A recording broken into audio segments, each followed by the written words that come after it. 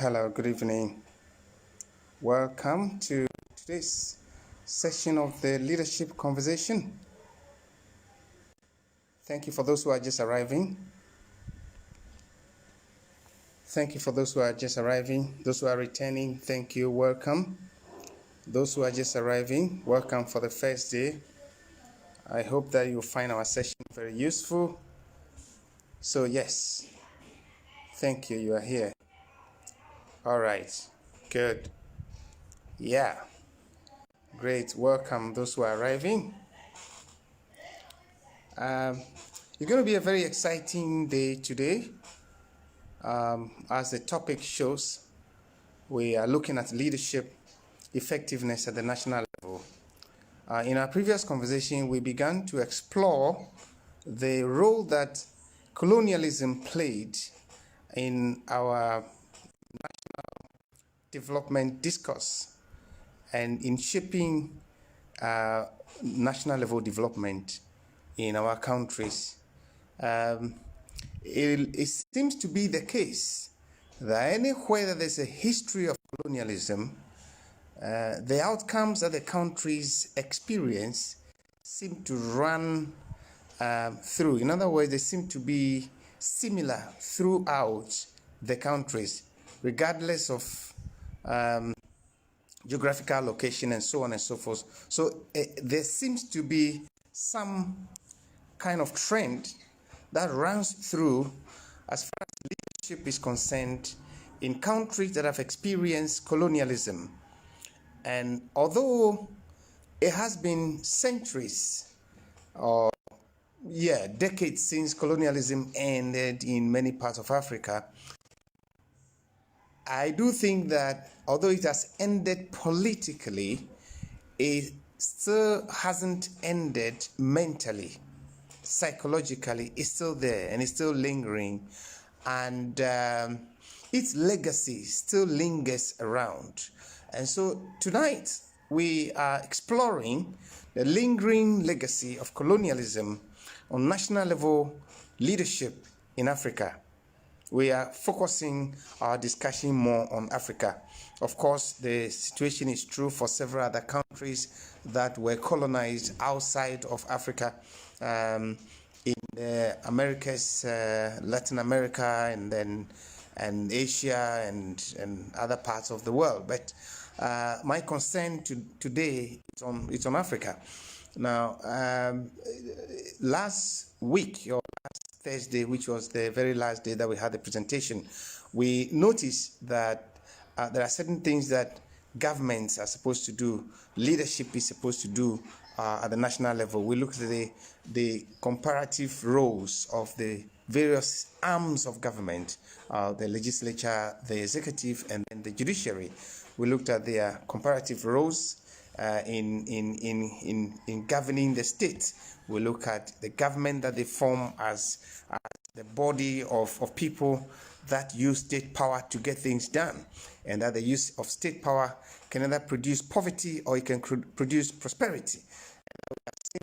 Happen in different countries where the use of state power has actually produced prosperity in countries that used to not to be called developed countries that were so-called developing countries. Leadership has been used properly in order to create prosperity and transform or change the economic situation of those countries. On the other hand, we've seen countries also that have used state power and has resulted in the creation of poverty in their various countries. Now, tonight, like I said, we are trying to go back a little bit into history to find out the underlying causes of the kind of leadership outcomes that we see, the types of leadership, quality of leadership that we see in Africa. And again, like I said, the focus is on places where colonialism has taken place. Okay. Now, if you check the presentations, I think it's about a week ago that I made reference to some research findings that I stumbled upon in the process of my research, where it came to light that under show that they were patriotic Africans would have to be smart, and they had to show a level of love for their country. And that smartness, that level of love for their country, meant that you had to be able to outwit the colonial system, because the colonial administration was seen as an institution that was not legitimate to qualify, to merit, right, to deserve the commitment and loyalty of the local people. So it was a foreign institution.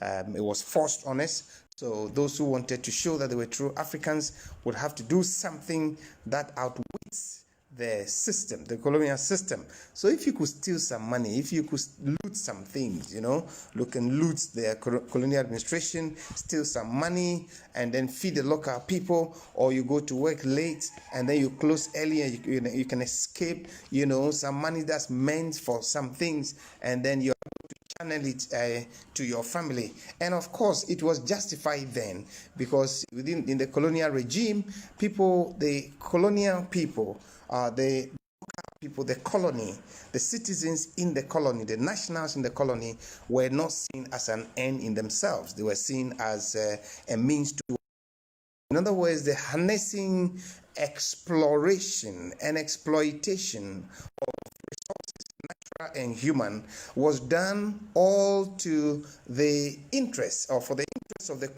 colonizing government, colonizing nation.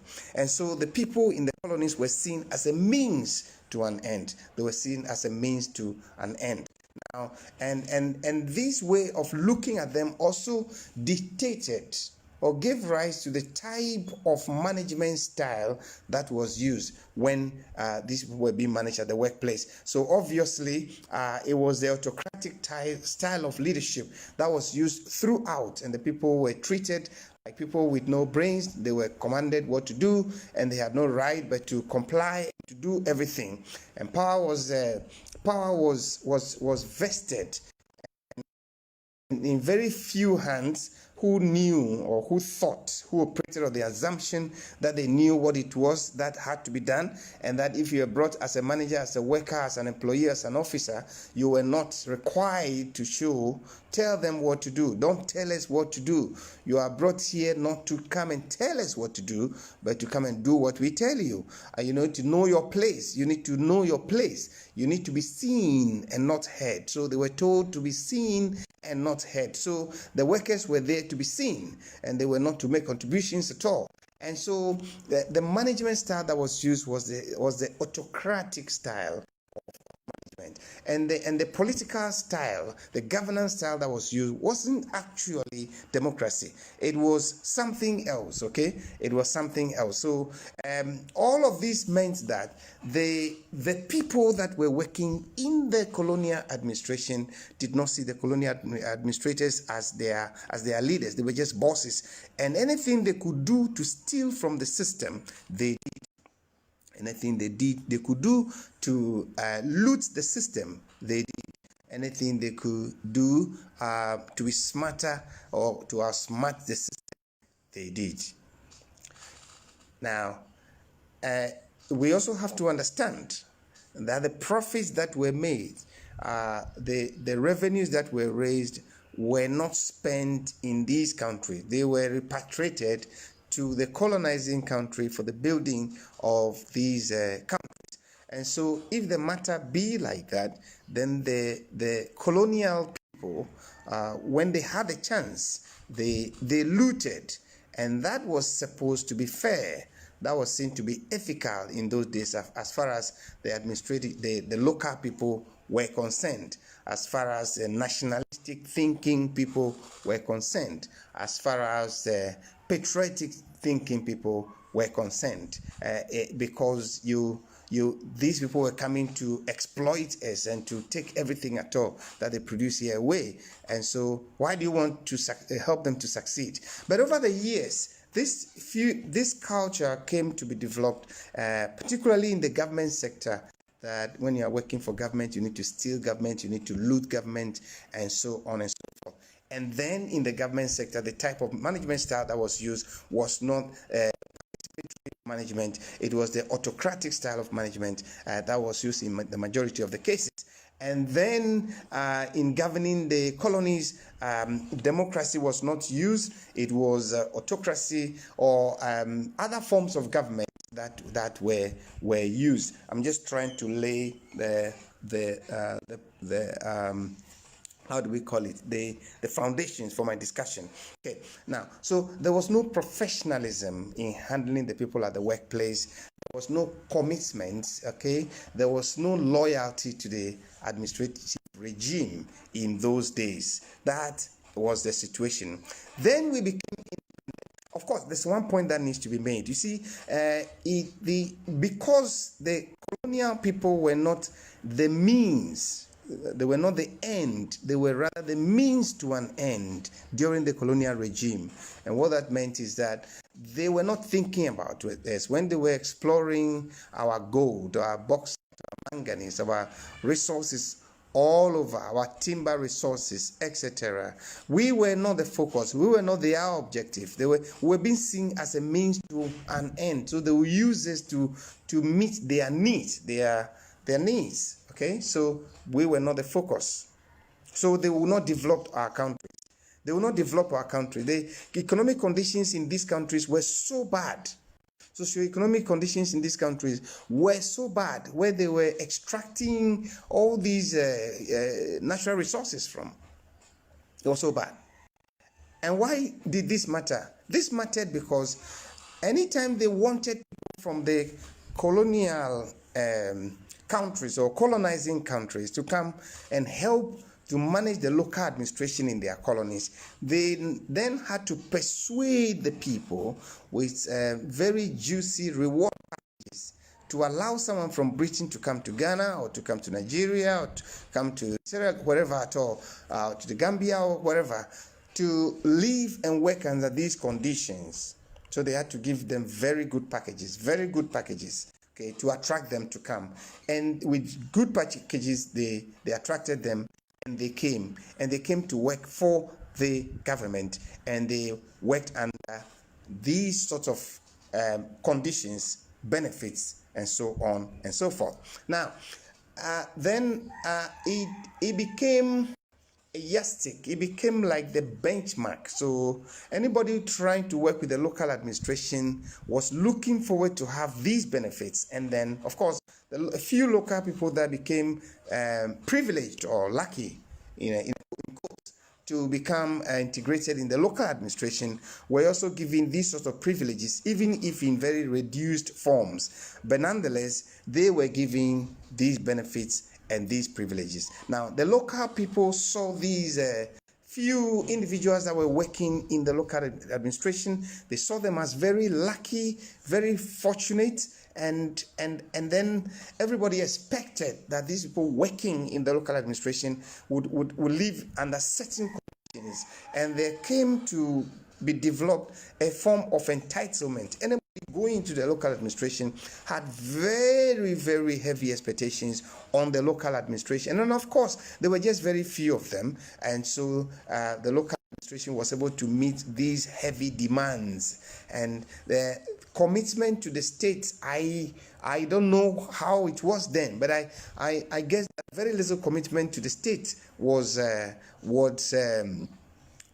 stake, or was the issue at the time. People were just concerned about what they would get, the entitlement that they would get, and so on and so forth. And then over the years, a culture developed that if you are working for government, if you are working in the local administration, then you need to push for this entitlement, and so on and so forth. And then it has to be understood that then much of the employment in the formal sector happened in the government sector, and therefore, if you were working in the formal sector, automatically, or in the majority of the cases, you were working in government. So over the years, working in the formal sector came to be associated with this sort of entitlement. Then we became independent. When we became independent, remember, the people that were exploiting, exploring, harnessing our human resources and our natural resources, they were doing so not for our benefit, for their benefit they were doing. And when we became independent, the first few leaders we had seemed to just seriously mimic this character of the administrative people of the colonizing masters. They seem to just copy the behavior of the colonizing masters. So they will give themselves very juicy packages at the expense of the people. At the expense of the people. Recently, there was an African country that was being interviewed, I think, by one of the Western media. And this is one of the African countries that has suffered a lot of economic crisis. The president died a few years ago, and the country has been brought to its knees economically. They are struggling. They don't have food, nothing. There's high level of inflation. They don't have money. They don't have resources to feed their people, to feed the industry, to pay the people. But this same country went into all their embassies abroad and they purchased, vehicles, V8 vehicles for them in about 50 different countries abroad. All their embassies.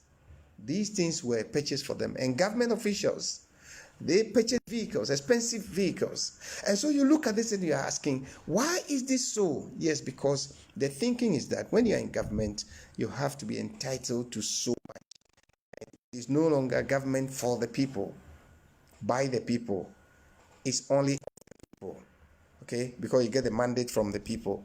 And so the culture has evolved that when you're in government, you need to loot the government as much as you can, make all the money you can, get all the benefits that there can be to you, but ask very little about the contribution that you can make or the problems you can solve. And this, unfortunately, is the culture that we are evolving in the public sector. And our new generation, that's all they see, that's all they know. The narrative has been that you go into politics to make money, and this has a historical antecedent which I'm trying to trace from in today's presentation. So that is one thing. That is one thing. So the colonial administration that handed over to these our first leaders, apart from a few of the leaders that were very selfless and they laid a solid foundation for the development of their countries, but unfortunately many of them did not leave. They were not allowed to leave to see, because their own people and the opposition felt that they were being too selfless. They were not allowing them to loot, and therefore they managed to get rid of them so that they can keep on looting. And it happens every day, everywhere. So this is the situation that we now face in most of the African countries. This is the situation in most of the African countries. The looting is still going on. The stealing is still going on. The entitlement culture is still going on. We were not taught to become patriotic. We're not taught to be democratic. And our democracy does not go beyond the ballot box. Once we manage to get people to vote for us, that is all. Between when they vote for us and when they are going to vote for us again, we don't really mind. But if before elections you can go to the villages and you can distribute money to people at the primaries, they can vote for you, and voters will vote for you, the electorate will vote for you. Give something, buy some things, and give stuff to the people. People are hungry, so you give them money, they vote for you. And so that's what we have seen in different parts of Africa, and it is a shame. This is what is happening. This is what has been happening in our parts of the world. And so countries that are supposed to be very rich in natural resources, are languishing in poverty because there has been very poor level of leadership in these countries. We don't know how to govern ourselves because we're expected to be democratic. But when we were being governed, we were not democratic. We were not ruled democratically. So we did not know how to govern democratically. We had to read it in books and understand how it has to be done. Unfortunately, African leaders, African professors, African intellectuals I don't think they have engaged in any serious work to question our style of governance, to see whether this whole thing called democracy is working for us. There's no doubt that it's a good form of government. It's about the best so far identified. But is it working for us? Can there be the African variant of democracy that can be done quite differently from what is done elsewhere? Have we engaged in any serious form of academic debate, academic activity, creating models, creating framework for African's style of governance and African style of democracy, African variant of democracy? These are critical questions that have to be answered very critically. See, critical questions that have to be answered critically. And again, you see, when the colonial masters, because they were not expecting us to become independent, they did not teach us how to produce. They did not teach us how to convert our natural resources to finished products. So they will ship the natural resources from here and they will ship it to their countries. Now, when we became independent, they said, yes, you could have the natural resources, but they haven't taught us how to convert these into finished products. So we still have to sell these natural resources to them, and they dictated the price. And when they come back with the finished products, they still dictate the price. And governments after governments after governments haven't done much about this, and the situation hasn't changed much. And we claim to be independent. We claim to be independent, and this is what is happening in our country. So we are independent politically, but we never are independent economically. And one of the African's most influential president, who was also an intellectual, once remarked, he said, seek ye first the political kingdom, and all other things, including the economic kingdom, given to you. Paraphrase. So yes, he was right.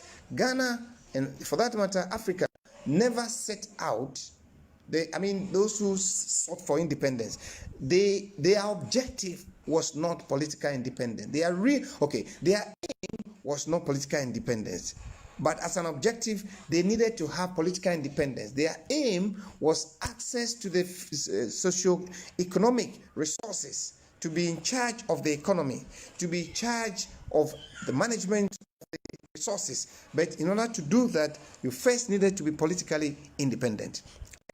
But when we became politically independent, we thought that was the end of the story. And many of our leaders and many of our people thought that when you are independent, it means that there will be no more laws. So we are independent. So no laws, no rules, nothing. Government officials, most of them don't respect the law. They can break the law anyhow, and but nobody can say anything. You see, but if you are a citizen and you break the law, you are being compelled, to pay penalties, etc. And in my presentation on Thursday, I said nations as they are today did not begin this way. The individuals were living on their own, in their own hamlets and villages and cottages, and they were self-governing themselves. And then governments came later on, and there was a kind of social contract between the people and the people that were ruling them. So the citizens, had certain rights, responsibilities as well, tax obligations and so on and so forth. So when you pay the tax, then you also expect that certain rights will be given to you: right to clean water, right to electricity, right to social amenities, etc., etc. Now, the question that arises is, in most of these our African countries, if you don't pay tax, you can be taken to task.